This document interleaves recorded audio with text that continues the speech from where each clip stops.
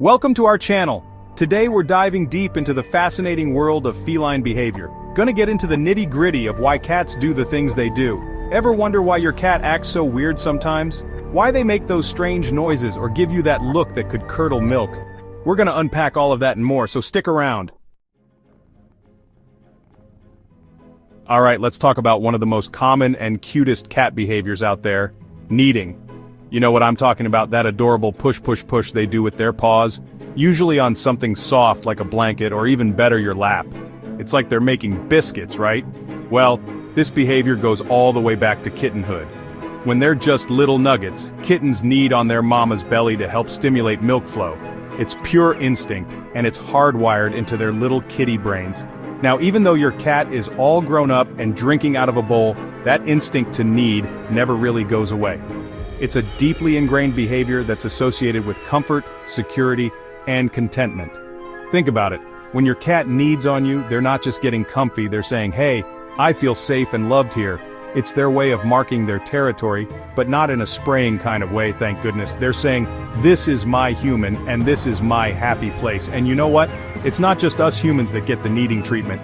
Cats will knead on blankets, pillows, even other cats if they're feeling particularly affectionate. It's all about recreating that sense of warmth and security they felt as kittens. Now, you might think that meows are the main way cats communicate, but let me tell you, those furry little ninjas are way more complex than that. Their communication skills go far beyond the simple meow, encompassing a rich tapestry of signals and behaviors that can be both fascinating and bewildering. They've got a whole arsenal of nonverbal cues that would make a poker player sweat. From the twitch of a whisker to the flick of a tail, every movement has meaning. We're talking facial expressions, body language, and yeah, even the occasional meow, but with way more nuance than you might think. Each gesture, each look, is a piece of a larger puzzle that, when put together, tells you exactly what your feline friend is feeling. First up, let's talk about those peepers. The eyes of a cat are incredibly expressive and can convey a wide range of emotions. A cat's eyes are like windows to their soul, if their soul was full of mystery and the occasional hairball. The way their eyes change can tell you a lot about what they're experiencing. Dilated pupils? That's a sure sign of fear or excitement, depending on the context. It could mean they're ready to pounce or that something has startled them. Constricted pupils, on the other hand, usually mean your cat is feeling threatened or angry. It's a defensive posture, a way of saying, "Back off." And if you see those eyes slowly blinking at you, consider that a kitty kiss, my friend. It's a sign of trust and affection. When a cat blinks slowly, it's their way of saying they feel safe and comfortable around you. Next, we've got the tail. The tail is like a mood ring for cats, constantly changing to reflect their emotional state. Now, a wagging tail doesn't always mean a happy kitty. Unlike dogs, a cat's wagging tail can indicate a range of emotions. If you see that tail twitching back and forth like a metronome, your cat is agitated and might be about to unleash the fury. It's a clear sign that they're not in the mood for play or cuddles. A puffed-up tail, on the other hand, is a clear sign of fear or aggression. This is a defensive mechanism, making them appear larger to ward off threats. It's their way of making themselves look bigger and more intimidating. This posture is often accompanied by hissing or growling. And then there's the classic Halloween cat pose, arched back, fur standing on end, tail puffed up like a bottle brush. This is the ultimate display of a cat on high alert. That, my friends, is a cat that wants to be left alone. Approaching a cat in this state is a recipe for disaster. And let's not forget about those ears. The position of a cat's ears can tell you a lot about their mood.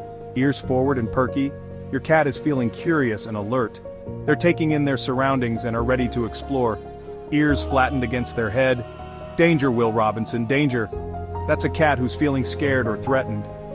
This is a defensive posture, often seen when they're confronted by something they perceive as a threat. And if those ears are swiveling back and forth, your cat is on high alert, taking in all the sights and sounds around them. They're in a state of heightened awareness, ready to react to any sudden changes in their environment. Chapter 3. Now let's talk about something cats are really good at: grooming. These furry little neat freaks can spend up to 50% of their waking hours licking, scrubbing, and preening themselves to perfection.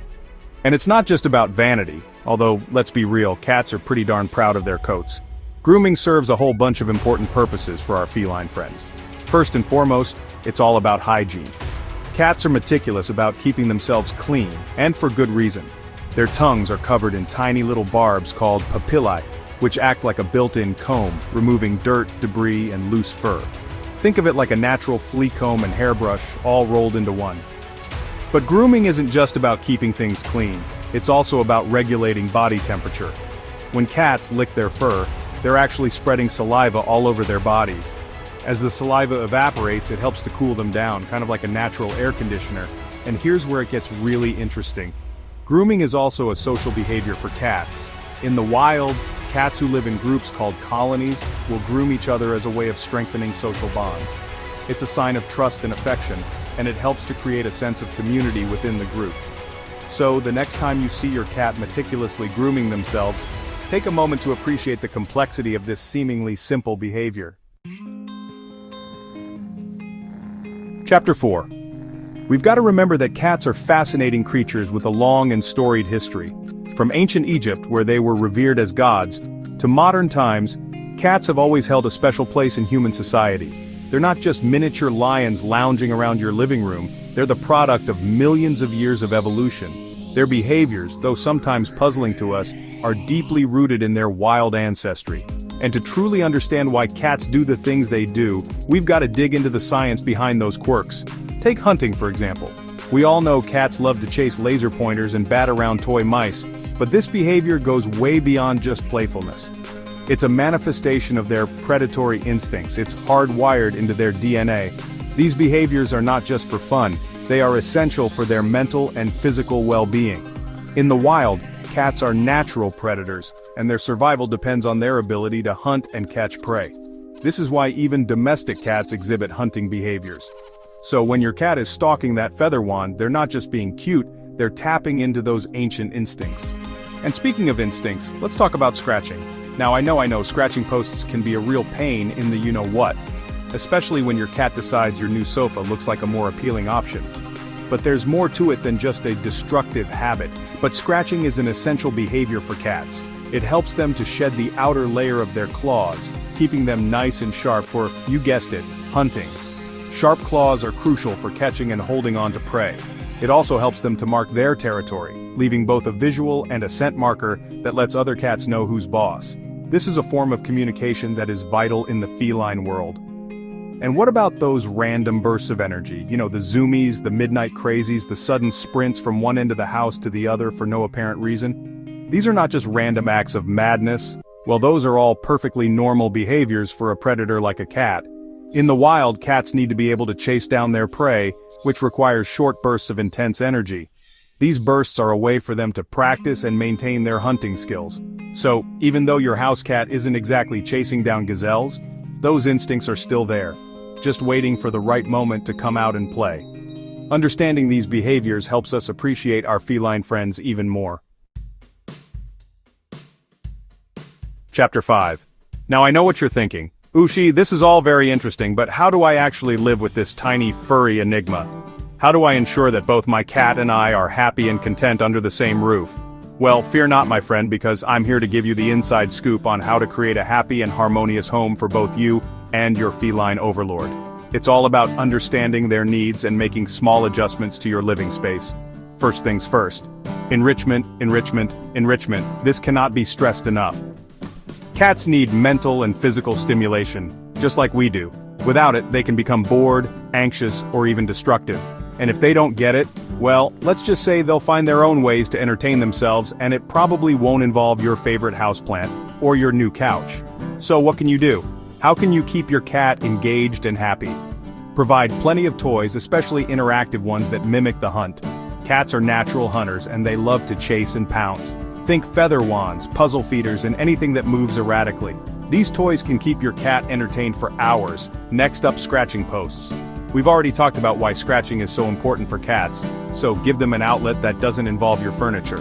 Scratching is a natural behavior that helps them mark their territory and keep their claws healthy. Get a sturdy scratching post and make sure it's tall enough for your cat to really stretch out on. A good stretch is essential for their muscles and joints. And here's a pro tip. Place it near where your cat likes to hang out, like by their bed or food bowl. This makes it more likely they'll use it. Now let's talk about litter boxes. This is a crucial aspect of cat care that can often be overlooked. The golden rule here is 1 litter box per cat plus 1 extra. This ensures that your cat always has a clean place to go. So if you have 2 cats, you should have 3 litter boxes. This helps prevent territorial disputes and keeps everyone happy. And make sure they're scooped daily and cleaned regularly. A clean litter box is essential for your cat's health and happiness. Trust me, your nose will thank you. A clean home is a happy home for both you and your cat. And finally, the most important tip of all, learn to speak your cat's language. This is the key to a strong bond. Pay attention to their body language, their vocalizations, their little quirks. Each cat is unique and has its own way of communicating. The more you understand how your cat communicates, the better equipped you'll be to meet their needs and create a truly positive relationship. A happy cat means a happy home. Thanks for hanging out with me today, cat guardians. We've covered a lot of ground, from the mysteries of kneading to the importance of enrichment. Remember, understanding your cat is the key to a happy and harmonious relationship. So, go out there and give your feline friend a scratch behind the ears for me. And hey, if you enjoyed this video, don't forget to hit that like button, subscribe to our channel for more cat-tastic content, and let me know in the comments what weird cat behaviors you'd like us to demystify next.